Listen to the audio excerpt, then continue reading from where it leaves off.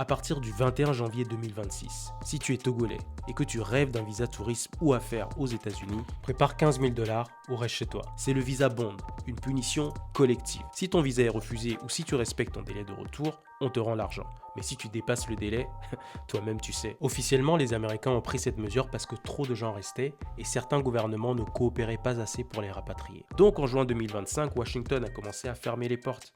Les visas business étaient partiellement suspendus et les visas étudiants surveillés. Au Togo, le ministre des Affaires étrangères a réagi via Twitter. Chaque pays a droit au respect de ses frontières et de ses lois. Les Togolais qui dépassent la durée de leur visa nuisent aux relations avec l'un de nos partenaires les plus importants, ainsi qu'à leurs compatriotes qui se trouvent désormais avec un accès restreint aux États-Unis. Sur le papier, il n'a pas tort, puisque le Togo a l'un des taux de dépassement de séjour les plus élevés au monde. Et puis, que faire d'autre que délivrer un blâme public quand le pays reçoit des millions d'aides US chaque année et bénéficie de préférences commerciales? Au-delà des sanctions, la vraie question est pourquoi tout le monde veut partir? Le système éducatif est déconnecté du marché. La méritocratie est verrouillée et le pays occupe le bas du classement mondial en matière de corruption. Et depuis 1963, le pouvoir est entre les mains d'une seule famille. Quand un pays ne produit plus d'espoir, l'émigration devient une question de survie.